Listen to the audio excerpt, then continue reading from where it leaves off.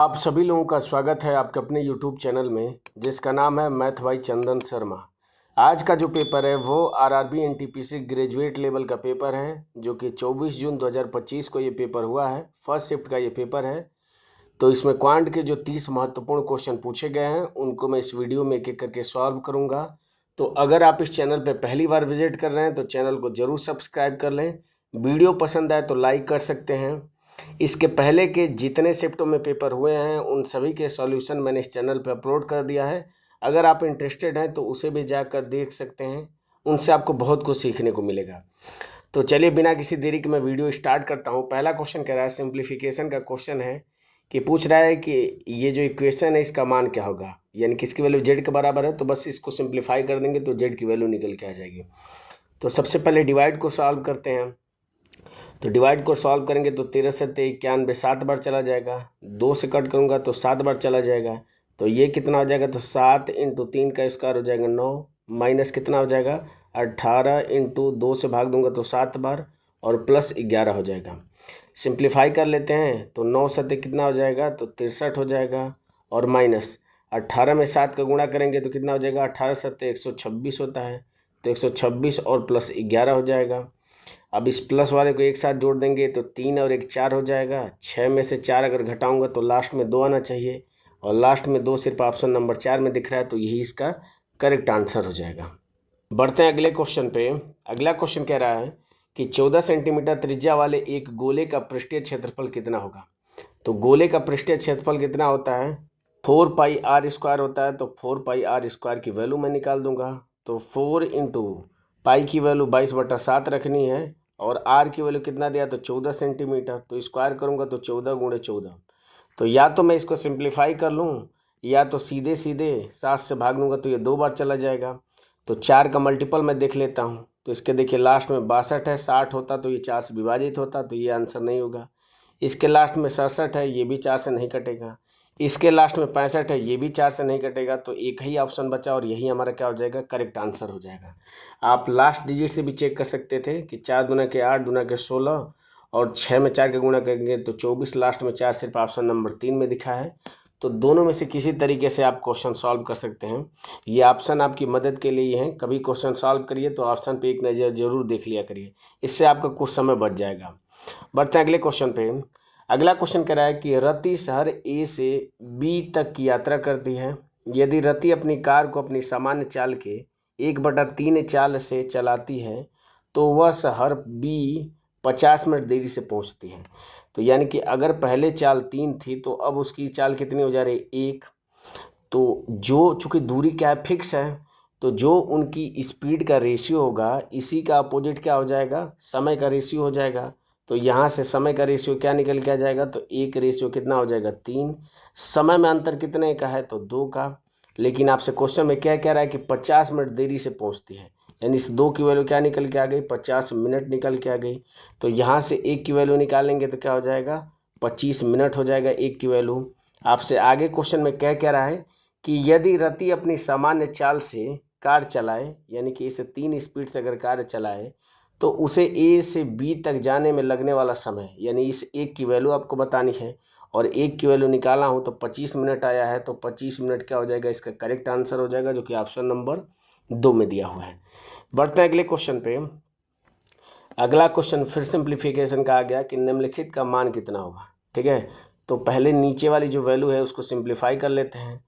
तो 7/8 और इसको सिंप्लीफाई करूंगा तो क्या लिख सकता हूं मैं, तो 2 से कट करूंगा तो 2 बटा कितना हो जाएगा, 3 हो जाएगा।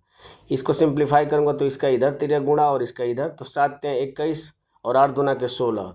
16 में अगर 21 में जोड़ दूंगा तो ये कितना हो जाएगा, तो ये हो जाएगा तो 6 और 1 7 हो जाएगा और 2 और 1 3, यानी कि 37/24 हो जाएगा। इस 24 का ऊपर गुणा हो जाएगा तो ये हो जाएगा 24/37 हो जाएगा।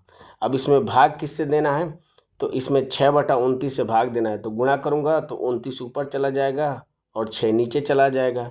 तो 6 से भाग दूंगा 24 में तो 4 बार चला जाएगा। और चूंकि 37 और 29 दोनों प्राइम नंबर हैं तो इसका करेक्ट आंसर क्या हो जाएगा, तो गुणा करूंगा मैं तो 4 × 9 = 36 हो जाएगा, 4 दूना के 8 और 3 11 हो जाएगा। तो इसको मैं बदल लूँगा। तो अगर इसको 40 मानता हूँ तो 4 × 3 = 12, यानी कि ये कितनी बार चला जाएगा, 3 बार चला जाएगा। तो 3 बार लेके जाऊंगा तो ये हो जाएगा 7 तिया 21 हो जाएगा, और 3 तिया 9 और 2 11 हो जाएगा। इधर कितना बचेगा, 5 बचेगा और डिवाइडेड बाई 37 हो जाएगा। तो 3 से ही 5/37 ऑप्शन नंबर 4 में दिया है, तो यही इसका करेक्ट आंसर हो जाएगा। बढ़ते हैं अगले क्वेश्चन पे। अगला क्वेश्चन कह रहा है कि 8 संख्याओं का औसत 16 है, इनमें से 6 संख्याओं का औसत 16 है, तो शेष 2 संख्याओं का औसत कितना होगा। तो औसत मतलब होता है सबको बराबर बराबर बांट देना। तो 8 संख्याओं का औसत 16 दिया है, 6 संख्याओं का औसत 16 दे दिया है, तो बची 2 संख्याएं होंगी, उनका भी औसत कितना होगा, 16 होगा। बढ़ते हैं अगले क्वेश्चन पे। अगला क्वेश्चन कह रहा है कि एक पाइप एक टैंक को 12 घंटे में भर सकता है, एक अन्य पाइप भरे हुए टैंक को 24 घंटे में खाली कर सकता है। यदि दोनों पाइपों को एक साथ खोल दिया जाए तो टैंक का 2/3 भाग भरने में कितना समय लगेगा। तो 12 घंटे में भर रहा है, 24 घंटे में क्या कर रहा है, खाली कर दे रहा है। तो इन दोनों का एलसीएम हो जाएगा 24, 12 से भाग करूंगा तो 2 बार, और 24 से भाग करूंगा तो 1 बार। यानी भरने की इफिशियंसी 2 हो जाएगी, खाली करने की 1 हो जाएगी। तो दोनों की एक साथ इफिशियंसी कितनी हो जाएगी, 1, क्योंकि 2 में से 1 घट जाएगा, क्योंकि ये जो 24 वाला है वो खाली करने वाला है, इसकी इफिशियंसी 1 आई है, तो 2 में से 1 घटाएंगे तो 1 हो जाएगा। अब इस 1 इफिशियंसी से टोटल जो क्षमता है 24, इसका 2/3 भाग भरना है, तो 2/3 हो जाएगा, डिवाइडेड बाई 1 हो जाएगा। भाग दूंगा तो ये 8 बार चला जाएगा, 8 में 2 का गुणा करूंगा तो 16 इसका क्या हो जाएगा, करेक्ट आंसर हो जाएगा। बढ़ते हैं अगले क्वेश्चन पे। अगला क्वेश्चन कह रहा है कि निम्नलिखित जो द्विघात समीकरण है कि मूल ज्ञात करें, यानी इसका मूल क्या होगा ये आपको बताना है, ठीक है। तो या तो आप इस द्विघात समीकरण को सॉल्व करिए, उसके बाद से इसको मूल निकालिए, या तो जो ऑप्शन में वैल्यू दिया उसको पुट करके रख दीजिए, और 0 के बराबर जिस वैल्यू पे एक्स का मान रखने पे आ जा रहा है वहीं इसका क्या हो जाएगा, मूल हो जाएगा। तो सबसे पहले अगर मैं पहले वाले ऑप्शन पे देखता हूँ, यानी कि 2a दिया है, यहाँ पे a दिया है, यहाँ पे a दिया है, यहाँ पे a दिया है, यानी कि a की पॉसिबिलिटी ज़्यादा है, तो मैं सबसे पहले a रख के चेक करूँगा। तो a रखूँगा तो ये हो जाएगा a² हो जाएगा, और प्लस 2a और प्लस 3 और इंटू a हो जाएगा, और प्लस ये हो जाएगा a² और प्लस 3a हो जाएगा। तो करूँगा मैं, तो देखिए चूंकि ये वैल्यू भी प्लस में आएगी, ये वैल्यू भी प्लस में आएगी, इसका मतलब a की वैल्यू अगर a रखता हूँ तो ये 0 कभी नहीं आएगा। तो प्लस में a अगर यहाँ पे भी 2a है तो ये दोनों ऑप्शन इसके नहीं होंगे, क्योंकि सारी वैल्यू तो प्लस में, यहाँ पे भी प्लस है, यहाँ पे भी प्लस है। a की वैल्यू अगर प्लस रखूँगा तो ये 0 कभी नहीं आएगा। तो बचे मेरे पास 2 ऑप्शन, ठीक है। दोनों में a की वैल्यू -a पहले वाले ऑप्शन में दिया है, इसका मतलब इसको मैं नहीं चेक करूँगा, सीधे मैं या तो a की वैल्यू a+3 रखूँगा, या -a और -3 रखूँगा। तो a+3 रखूँगा तो ये जो भी वैल्यू आएगी a+3 का स्क्वायर करूँगा तो ये प्लस में आएगी, और ये भी जो आंसर होगा 2a+3, इसमें भी जब a+3 का गुणा करूँगा तो ये भी प्लस में आएगा, और इधर प्लस में पहले से ये वैल्यू दिया है, तीनों को जोड़ूंगा तो कभी भी 0 नहीं आएगा, तो ये भी आंसर नहीं होगा। तो इस तरीके से एक ही ऑप्शन बचा, और यही इसका क्या हो जाएगा, करेक्ट आंसर हो जाएगा। बढ़ते हैं अगले क्वेश्चन पे। अगला क्वेश्चन कह रहा है कि जब 4% वार्षिक ब्याज दर से 3 वर्षों के लिए वार्षिक रूप से संयोजित चक्रवृद्धि ब्याज और साधारण ब्याज के बीच का अंतर 152 है, तो मूलधन कितना होगा। तो रेट आपको कितना दिया है, 4%, तो मूलधन हमें निकालना है। तो मैं रेट की फ्रैक्शन वैल्यू लिख दूंगा, तो ये कितना हो जाएगा, तो 4/100 हो जाएगा, या मैं इसको लिख सकता हूँ 1/25। तो ये जो फ्रैक्शन में जो वैल्यू है ये 25, तो चूंकि 3 वर्ष की बात कर रहा है तो बस इसका क्या करूंगा, मैं क्यूब कर दूंगा। तो मूलधन मैं मान लेता हूँ कि 25 × 25 और × 25 है, ये मूलधन मैं मान लेता हूँ। तो पहले, दूसरे और तीसरे वर्ष इसका ब्याज निकाल देता हूँ। तो इसका 1/25 निकालूंगा तो ये हो जाएगा 625 हो जाएगा, दूसरे वर्ष भी 625 हो जाएगा, तीसरे वर्ष भी 625 हो जाएगा। इस पर फिर 1/25 लगेगा तो ये 25 हो जाएगा, ये फिर 25 हो जाएगा, तीसरे वर्ष के लिए ये फिर करेगा तो 25 हो जाएगा।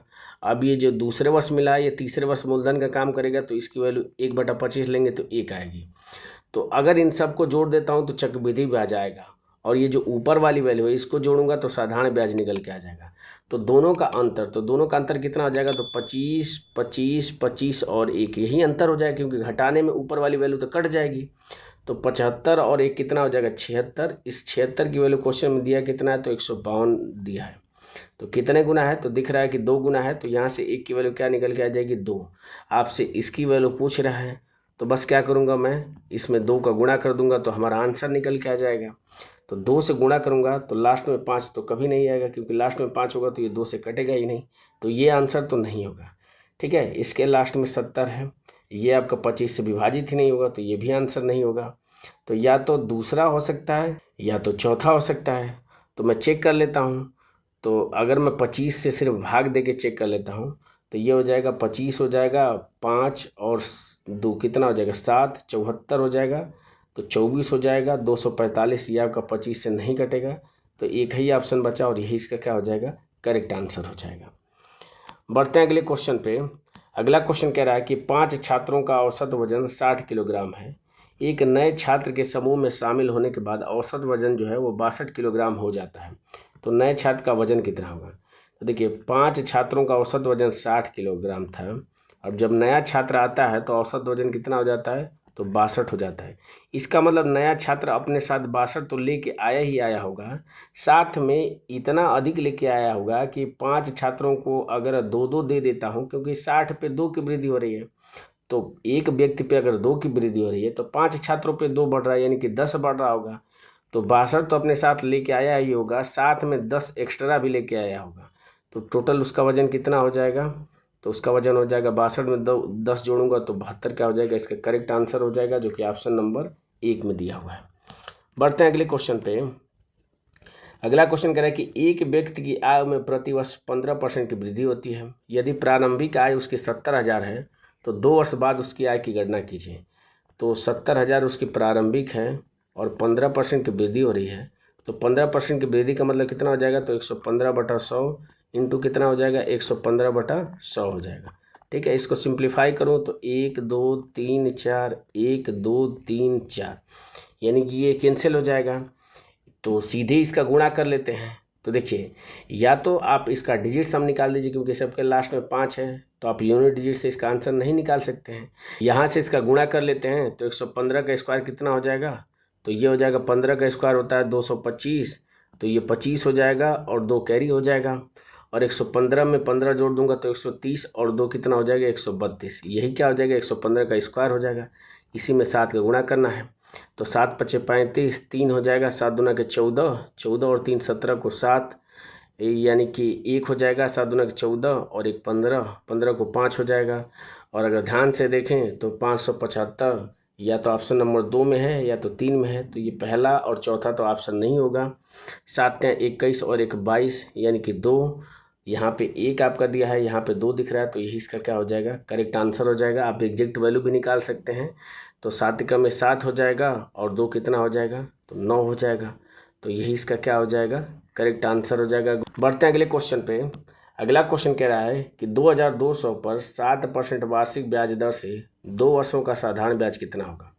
तो राशि कितनी है, तो 2200 की राशि है, रेट है आपका 7%, समय कितना है तो 2 वर्षों के लिए, डिवाइडेड बाई 100 हो जाएगा, तो 0 से 0 आपका कैंसिल हो जाएगा। 7 से 2 में गुणा करूंगा तो 14, 14 दूना के कितना हो जाएगा 28, 28 में 11 का गुणा कर लूँगा तो ये हो जाएगा 8, 8 2 10 हो जाएगा, 2 और 1 3 हो जाएगा, यानी कि 308 क्या हो जाएगा, इसका करेक्ट आंसर हो जाएगा, जो कि ऑप्शन नंबर 3 में दिया हुआ है। बढ़ते हैं अगले क्वेश्चन पे। अगला क्वेश्चन कह रहा है कि कुणाल को 3300 क्रय मूल्य वाले पैंट पर कितना मूल्य अंकित करना चाहिए ताकि 25% और 30% की क्रमिक छूट देने के बाद भी उसे 33% का लाभ प्राप्त हो। तो यहाँ से इसका नेट जो छूट है वो निकाल देता हूँ सक्सेसिव डिस्काउंट वाले फार्मूले पे, तो 25 और प्लस कितना हो जाएगा 30 हो जाएगा, माइनस हो जाएगा 25 इंटू 30 डिवाइडेड बाई 100 हो जाएगा। तो सिंप्लीफाई करूँगा तो ये हो जाएगा 30 और 20 50 और 5 55 हो जाएगा, और माइनस 25 को कितना हो जाएगा 100 हो जाएगा, भाग दूंगा 4 से तो 4 सत्ते 28, 2 20, 4 पचे 20 हो जाएगा। इसमें से 7.5 में घटा दूंगा तो ये हो जाएगा 5 हो जाएगा। 54 में से 7 घटाऊंगा तो कितना हो जाएगा 47 हो जाएगा, तो ये हो जाएगा 47.5 हो जाएगा। तो देखिए इतने की छूट दे रहा है, इतने का लाभ हो रहा है, तो एमपी और सीपी का रेशियो यहाँ से क्या निकल के आ जाएगा, तो जितने का लाभ हो रहा है यानी कि 133 हो जाएगा, डिवाइडेड बाई जितने की छूट दे रहा है यानी कि 47.5% की छूट दे रहा है, 100 में से घटा दूंगा तो कितना हो जाएगा, तो ये 0.5 हो जाएगा, और 99 में से 47 घटाऊंगा मैं तो 2 हो जाएगा, और ये 5 हो जाएगा, यानी कि 52 दशमलव कितना हो जाएगा 5 हो जाएगा। यहाँ से सीपी की वैल्यू कितना दिया है, तो 3300 दिया है, तो लिख दूंगा मैं। एमपी की वैल्यू पूछ रहा है, इसको एक्स मान लेता हूँ, तो इसका इधर गुणा कर लेता हूँ, इसका इधर, तो यहाँ से एक्स की वैल्यू क्या निकल के आ जाएगी, तो 133 और इंटू कितना हो जाएगा, 3300 हो जाएगा, और डिवाइडेड बाई 52.5 हो जाएगा। इसको सिंप्लीफाई करूँगा मैं, तो 3 से कट करूँगा तो ये 11 बार चला जाएगा, इसको 3 से कट करूँगा तो 1 हो जाएगा, और 2 22 3 सत्ते 21, 3 पचे 15 हो जाएगा। 25 से भाग दे देता हूँ, तो 25 सत्ते कितना हो जाएगा, तो 175 हो जाएगा, और इसको 25 चौको 100 हो जाएगा, यानी कि 44 बार चला जाएगा। ठीक है, अब ये किसी से कट रहा है क्या, तो 7 से अगर कट करूँगा तो 7 एकम में 7, बिल्कुल 7 से कट जाएगा, तो ये 7 से कट करूँगा तो 7 एकम में 7 हो जाएगा, 6 63, 7 9 63 हो जाएगा। तो ऊपर क्या बचेगा, तो 19 गुणे 44, और 10 का गुणा कर दूंगा तो नीचे का जो दशमलव है वो हट जाएगा, तो 10 से गुणा करूंगा तो लास्ट में एक जीरो आना चाहिए, लास्ट में एक जीरो इसमें नहीं है, तो ये आंसर तो नहीं होगा। गुणा कर लेते हैं, तो 19 चौक 76 हो जाएगा, तो जीरो के साथ क्या होना चाहिए, 6 होना चाहिए, जीरो के साथ 6 सिर्फ ऑप्शन नंबर 4 में दिख रहा है, तो यही इसका करेक्ट आंसर हो जाएगा। बढ़ते हैं अगले क्वेश्चन पे। अगला क्वेश्चन कह रहा है, एक व्यक्ति 3.5 घंटे तक 77 किलोमीटर प्रति घंटे की चाल से गाड़ी चलाता है, फिर अपनी चाल 9 किलोमीटर प्रति घंटा बढ़ा देता है और 1 घंटे में गंतव्य स्थान तक पहुंच जाता है। पूरी यात्रा के दौरान उस व्यक्ति की औसत चाल कितनी होगी। तो औसत चाल बराबर होता है कुल दूरी बटा कुल दूरी तय करने में लगा समय। तो 77 किलोमीटर प्रति घंटे के हिसाब से 3.5 घंटे चलता है, तो ये इतनी दूरी तय करेगा, प्लस अपनी चाल 9 किलोमीटर प्रति घंटा बढ़ा लेता है, तो 77 पहले था, 9 बढ़ा लेगा तो कितना हो जाएगा, तो 86 हो जाएगा। तो 86 के हिसाब से 1 घंटे चलता है, तो ये इतनी दूरी तय कर लेगा, बटा टोटल समय कितना लग रहा है, तो 3.5 घंटे यहाँ पे, 1 घंटे यहाँ पे, तो 4.5 घंटे क्या लग रहा है, टोटल समय लग रहा है।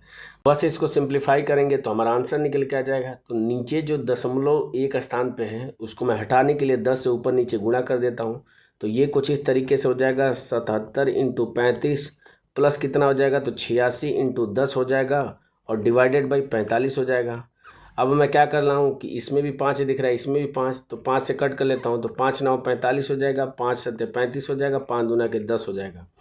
गुणा कर लेता हूँ मैं, तो 7 में 7 का गुणा करूँगा तो 49 हो जाएगा, 7 में 7 का गुणा करूँगा तो 49, और 4 कितना हो जाएगा, तो 53 हो जाएगा, और प्लस कितना हो जाएगा, तो 86 दूना के, तो 6 दूना के 12 हो जाएगा, 8 दूना के 16, और 1 17 हो जाएगा, और डिवाइडेड बाई 9 हो जाएगा। तो जोड़ूंगा तो 9 और 2 11 हो जाएगा, 7 3 10 और 1 11 हो जाएगा, 5 1 6 और 1 कितना हो जाएगा, तो 7 हो जाएगा, और डिवाइडेड बाई 9 हो जाएगा। भाग दे दूंगा मैं, तो 9 8 72 यानी कि 7 बार चला जाएगा, तो 9 7 63 हो जाएगा, या 8 81 हो जाएगा, और 9 9 में कितना हो जाएगा, 81 यानी कि 79 क्या हो जाएगा, इसका करेक्ट आंसर हो जाएगा, जो कि ऑप्शन नंबर 3 में दिया हुआ है। बढ़ते हैं अगले क्वेश्चन पे। अगला क्वेश्चन कह रहा है कि 12 + 3 करनी में 4 और 16 - 4 करनी में 4 का मध्यानुपाती कितना होगा। ठीक है, तो इसको और सिंप्लीफाई करके क्या लिख सकता हूँ मैं, तो 12 और प्लस 3 गुणे 2 लिख सकता हूँ, क्योंकि रूट 4 का रूट लेंगे तो ये 2 हो जाएगा, तो ये हो जाएगा 12 और 3 दूना के 6, यानी कि 12 और 6 कितना हो जाएगा, 18 हो जाएगा। इसको सिंप्लीफाई करूँगा तो 4 दूने के 8 हो जाएगा, 16 में से 8 घटाऊँगा तो 8।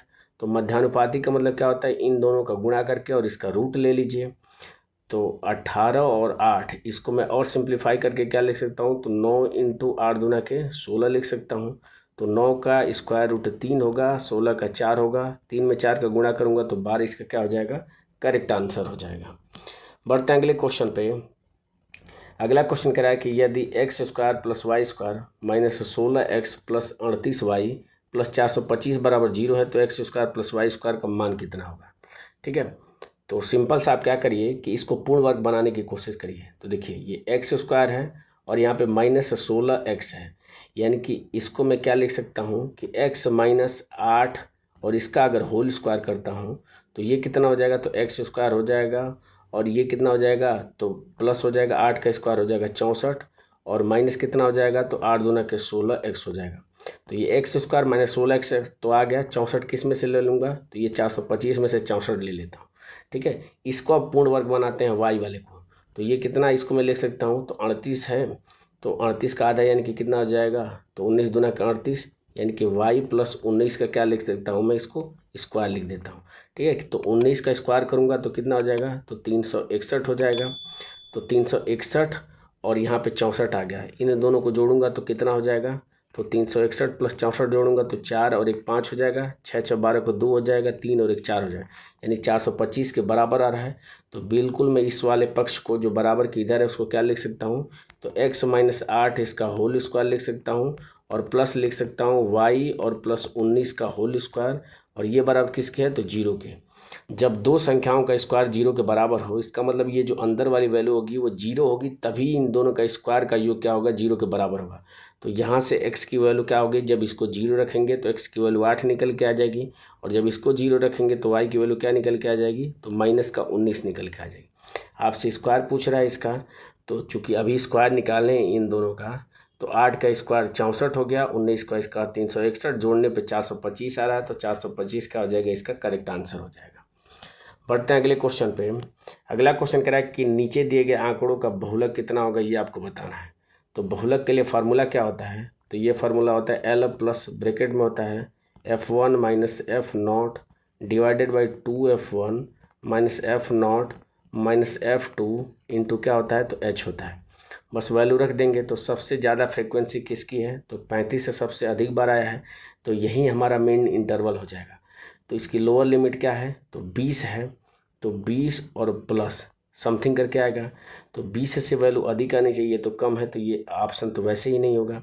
आगे कर लेते हैं। तो F1 क्या हो जाएगा, इस पर्टिकुलर इंटरवल की फ्रीक्वेंसी कितनी है, तो 35 हो जाएगा, माइनस F0 इसके पहले वाली फ्रीक्वेंसी जो कि 29 है, डिवाइडेड बाई 2F1 यानी कि 35 गुना के 70 हो जाएगा, माइनस F0 29 हो जाएगा, और माइनस F2 इसके बाद वाली फ्रीक्वेंसी जो कि 25 है, और इंटू H क्या हो जाएगा, इंटरवल के बीच का गैप। तो सभी के बीच का गैप कितना है, तो 10 है। ठीक है, तो यहाँ से इसको सिंप्लीफाई करूँगा मैं, तो ये हो जाएगा 20 हो जाएगा, और प्लस हो जाएगा 35 में से 29 घटाऊँगा तो ये 6 हो जाएगा, तो 6 और नीचे कितना हो जाएगा, तो 9 और 5 14 हो जाएगा, 2 2 4 और 1 5 हो जाएगा। घटा दूंगा मैं तो 6 और 10 कितना हो जाएगा, 16 हो जाएगा। तो 6/16 हो जाएगा और इंटू 10 हो जाएगा। इसको सिंप्लीफाई करूँगा तो 2 3 6 और 2 8 16 हो जाएगा, यानी ऊपर कितना हो जाएगा, तो 20 प्लस 10 3 30 और बटा कितना हो जाएगा, 8 हो जाएगा। भाग दूंगा तो 8 3 24 हो जाएगा, यानी कि 20 में 3 जोड़ूंगा तो 23 दशमलव समथिंग आना चाहिए। 23 दशमलव समथिंग ऑप्शन नंबर 1 में दिया है, तो यही इसका करेक्ट आंसर हो जाएगा। बढ़ते हैं अगले क्वेश्चन पे। अगला क्वेश्चन कह रहा है कि चतुर्भुज ABCD का क्षेत्रफल 324 सेंटीमीटर स्क्वायर है। शीर्ष B और D से विकर्ण AC पर डाले गए लंबों की लंबाई क्रमशः 12 सेंटीमीटर और 15 सेंटीमीटर है। तो कह रहा है कि विकर्ण AC की लंबाई कितनी होगी, ये आपसे पूछ रहा है। तो मैं चित्र बना के इसको समझा देता हूँ। तो ये हमारा चित्र बन के आ गया। आपको ये डाले गए लंबों की लंबाई कितना दिया है, तो ये दिया है आपको 12 सेंटीमीटर और 15 सेंटीमीटर दिया है। ठीक है, तो यहाँ से मुझे पता है कि त्रिभुज का क्षेत्रफल, अगर इसका क्षेत्रफल निकाल दूँ और इस त्रिभुज का क्षेत्रफल निकाल दूँ और दोनों को जोड़ दूँ, तो इस जो ABCD चतुर्भुज है इसके क्षेत्रफल के बराबर हो जाएगा। तो हमें पता है कि त्रिभुज का क्षेत्रफल क्या होता है, तो 1/2 आधार आपका क्या है, तो AC है, इंटू ऊंचाई कितना है, तो 12 दिया है, और प्लस जोड़ लेता हूँ 1/2, इसमें भी AC आधार है और ऊंचाई कितना दिया है, तो 15 दिया है, तो 15 हो जाएगा, और ये बराबर किसके हो जाएगा, तो ABCD का जो क्षेत्रफल है जो कि 324 है, इसके बराबर हो जाएगा। बस इसको सॉल्व करके हमें AC की वैल्यू पूछ रहा है, बता देंगे। तो दोनों में से 1/2 AC कॉमन दिख रहा है, तो मैं 1/2 AC क्या कर देता हूँ, कॉमन ले लेता हूँ। तो यहाँ पे क्या बचेगा, तो 12 और 15 दोनों को जोड़ूंगा मैं तो कितना हो जाएगा, तो 27 हो जाएगा। तो 27 और ये बराबर किसका हो जाएगा, तो 324 के बराबर हो जाएगा। तो इसको सिंप्लीफाई कर लेता हूँ, तो 9 से कट करूँगा तो 9 3 27 हो जाएगा, और 9 3 27 हो जाएगा, 54 हो जाएगा, 9 6 54 हो जाएगा। 3 से कट करूँगा मैं तो 1 और 2 12 बार चला जाएगा, इस 12 का 2 में गुणा हो जाएगा, तो AC की वैल्यू क्या निकल के आ जाएगी, 24 सेंटीमीटर, जो कि ऑप्शन नंबर 4 में दिया हुआ है। बढ़ते हैं अगले क्वेश्चन पे। अगला क्वेश्चन कह रहा है एक टैंक को पानी से भरने के लिए 2 पंप हैं। पहला पंप खाली टैंक को 8 घंटे में भर सकता है, जबकि दूसरा पंप टैंक को 8 घंटे में भर सकता है। यदि दोनों पंपों को एक साथ एक ही समय पर खोला जाता है तो कह रहा है कि 2 घंटे तक खुला रह जाए तो टैंक का कितना हिस्सा भर जाएगा। तो पहला 6 घंटे में भर सकता है, दूसरा 8 घंटे में, दोनों कैल्शियम कितना हो जाएगा, तो 24 हो जाएगा। 6 से भाग दूंगा तो 4 बार, 8 से भाग करूंगा तो ये 3 बार। तो इन दोनों की कितनी एक साथ एफिशिएंसी हो जाएगी, तो 4 और 3 कितनी हो जाएगी, 7 हो जाएगी। तो ये 7 1 घंटे में भरते हैं, तो 2 घंटे में कितना भरते होंगे, तो 14 क्षमता भर देते होंगे। तो टोटल क्षमता इसकी 24 है और 14 इन्होंने 2 घंटे में भर दिया है। तो कितना हिस्सा भर दिया है, तो इसको सिंप्लीफाई करूंगा तो 2 सत्ते 14 और 12 दूना के 24, यानी कि 7/12 हिस्सा इन्होंने भर दिया है, जो कि ऑप्शन नंबर 4 में दिया हुआ है। बढ़ते हैं अगले क्वेश्चन पे। अगला क्वेश्चन कह रहा है कि यदि P 4 और 3 का चतुर्थानुपाती 6 है तो P का मान कितना होगा। ठीक है, देखिए 3 का दोगुना करने पे 6 आएगा, तो उसी तरह P की वैल्यू क्या रखेंगे कि उसका दोगुना करने पे 4 आए, तो इसका आंसर क्या हो जाएगा, 2 हो जाएगा, क्योंकि 2 का दोगुना करेंगे तो 4 आंसर हो जाएगा। बढ़ते हैं अगले क्वेश्चन पे।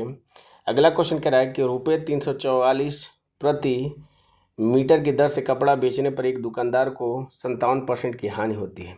71% का लाभ अर्जित करने के लिए उसे कपड़ा किस दर पे बेचना होगा। तो 57% की हानि, इसका मतलब कितने में बेच रहा होगा, तो 43% की वैल्यू कितना दिया है, तो ये दिया है 344 दिया है। आपसे 71% का लाभ यानी कि 171% की वैल्यू आपसे पूछ रहा है, तो क्या हो जाएगा, तो 344 हो जाएगा और डिवाइडेड बाई 43 हो जाएगा और इंटू कितना हो जाएगा, तो 171 हो जाएगा। तो गुणा करेंगे तो ये लास्ट में कितना आएगा, तो 4 आएगा। इसे 3 में किसका गुणा करेंगे कि लास्ट में 4 आ जाए, तो ऑप्शन पे रख के देख लेते हैं। तो 5 में 3 का गुणा करेंगे तो 15, 4 नहीं आएगा। 6 में 3 का गुणा करेंगे तो 18, 4 नहीं आएगा। 7 में 3 का गुणा करेंगे तो 21, 4 नहीं आएगा। 8 में 3 का गुणा करेंगे तो 8 3 24, लास्ट में 4 आ रहा है, तो यही इसका करेक्ट आंसर हो जाएगा। बढ़ते हैं अगले क्वेश्चन पे। अगला क्वेश्चन कह रहा है कि 5 ठोस घन जिनमें से प्रत्येक का आयतन कितना है, तो 5,92,704 सेंटीमीटर क्यूब है, को एक दूसरे से जोड़कर एक घनाभ बनाया जाता है, तो घनाभ का पार्श्व पृष्ठीय क्षेत्रफल कितना होगा सेंटीमीटर स्क्वायर में, ये आपको बताना है। तो इस तरह के क्वेश्चन को सॉल्व करने की मैं ट्रिक बता चुका हूँ, क्योंकि ये इतनी बड़ी वैल्यू है कि अगर इसका मैं क्यूब रूट लूँ तो बहुत ज़्यादा समय लगेगा। तो मैं इसके यूनिट डिजिट से करूँगा, तो चूँकि लास्ट में 4 है तो किसका क्यूब करने पे लास्ट में 4 आता है, तो अगर लास्ट में किसी संख्या के 4 है तो उसका क्यूब करेंगे तो लास्ट में हमेशा 4 आएगा, यानी कि जो भी आपका वैल्यू होगा उसके लास्ट में क्या होगा, 4 होगा। ठीक है, तो ऐसे कितने घन हैं, तो 5 घन हैं। तो इनको अगर मैं जोड़ लेता हूँ इस तरीके से, अगर मैं जोड़ लेता हूँ तो ये 5 घन होंगे। तो ये 4 ये है, 4 ये है, 4 ये है, ऐसे करके 5 हैं। तो इसकी लेंथ क्या हो जाएगी, तो इसकी लेंथ कितनी हो जाएगी, तो 4 में 5 का गुणा करूँगा तो 20, यानी कि लास्ट में कितना आएगा, 0, यानी इसके लंबाई के लास्ट में कितना आएगा, 0। चौड़ाई इसकी क्या हो जाएगी, तो जो इस घन की जो भुजा होगी वहीं इसकी चौड़ाई हो जाएगी। तो इसके लास्ट में 4 है तो इसके लास्ट में भी क्या आ जाएगा, इसके चौड़ाई के लास्ट में भी 4 आएगा। और जो इसकी ऊंचाई हो जाएगी वो भी इस घन की भुजा के बराबर ही होगी। तो इस घन की भुजा के लास्ट में अगर 4 आ रहा है तो ऊंचाई के भी लास्ट में क्या आ जाएगा, 4 आ जाएगा। तो घनाभ का पार्श्व पृष्ठीय क्षेत्रफल होता क्या है, तो ये होता है 2h, ब्रैकेट में क्या होता है, तो l + b होता है, बस वैल्यू रख दूंगा मैं।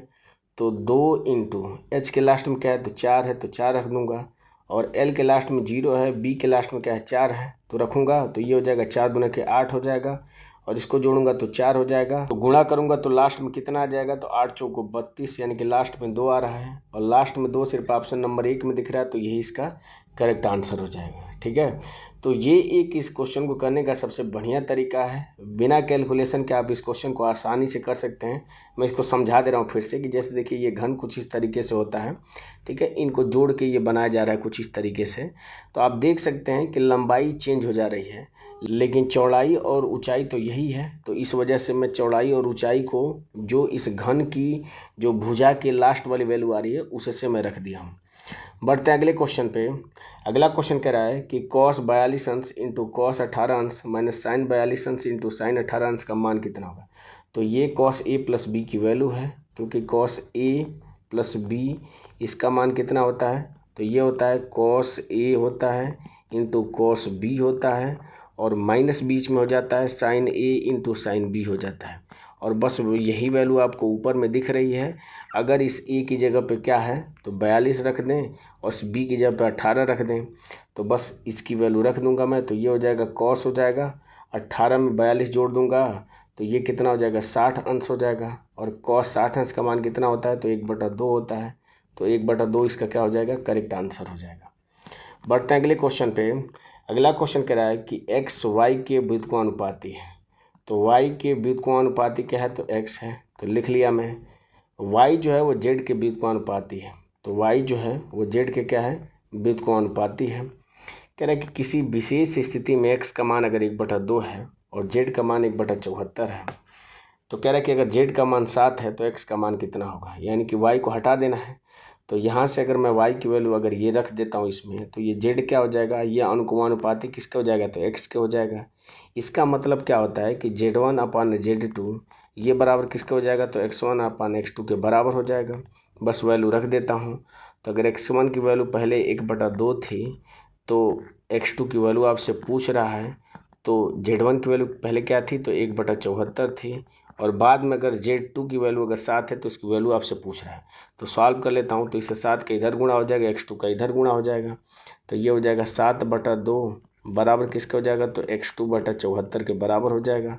2 से अगर भाग दूंगा मैं तो ये 2 3 6 हो जाएगा, 1 14 2 7 14। तो यहाँ से x2 की वैल्यू क्या निकल के आ जाएगी तो 37 में 7 का गुणा करूँगा तो 7 7 49, लास्ट में 9 आना चाहिए, और लास्ट में 9 सिर्फ ऑप्शन नंबर 4 में दिख रहा है, तो यही इसका करेक्ट आंसर हो जाएगा। बढ़ते हैं अगले क्वेश्चन पे। अगला क्वेश्चन कह रहा है कि आकाश ने एक वस्तु को 17% की हानि पर बेचा। यदि उसने वस्तु को 5% कम में खरीदा होता और 310 अधिक में बेचा होता तो उसे 20% का लाभ होता। तो वस्तु का क्रय मूल्य कितना है ये आपसे पूछ रहा है। ठीक है, तो मैं मान ले रहा हूँ कि वस्तु जो है वो 100 रुपये में खरीदी गई थी। ठीक है, तो 17% की हानि पर बेचता है, इसका मतलब बेच कितने में रहा होगा तो 83 में बेच रहा होगा। कह रहा कि यदि उसने इस वस्तु को 5% कम में खरीदा होता है, यानी कि अगर ये 95 में खरीदा होता और 310 अधिक में बेचा तो उसे 20% का लाभ होता है। तो 95 पर अगर 20% का लाभ हो रहा है, इसका मतलब 6/5 हो रहा है। इसका 6/5 अगर निकालूँ तो 19 × 95 होता है, 19 × 6 = 114, यानी कि कितने में बेच रहा है 114 में।